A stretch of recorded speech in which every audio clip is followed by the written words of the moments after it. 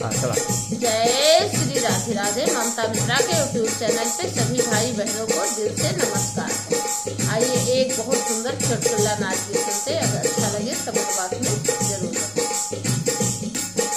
करैला से कड़ुई तोहारी बहिनी,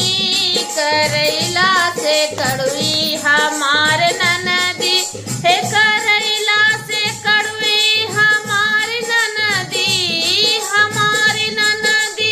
हे हमार ननदी, रजाया बना लैबे तोहार बहिनी, रजाया बना लैबे तोहार बहिनी, करैला से कड़ुई हमारी ननदी, अपने ननद खाए सड़िया ले आए, अपने ननद खातिर सड़िया ले आए, सड़िया ले आए, राजा सड़िया लगाए, अरे नंदी के हाल बाटे हजार नखड़े, वो कहाँ ससती, करैला से कड़ुई हमारी ननदी है, करैला से कड़ुई हमारी ननदी,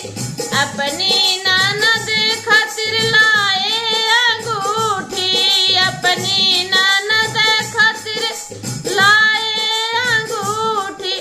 उनके हजार नखड़े वो कहाँ नकली, करैला से कड़ुई हमारी ननदी है, करैला से कड़ुई हमारी ननदी है, करैला से कड़ुई हमारी ननदी, रजाया बना लैबे तोहारी बहिनी, रजाया बना लैबे तोहारी बहिनी, अपने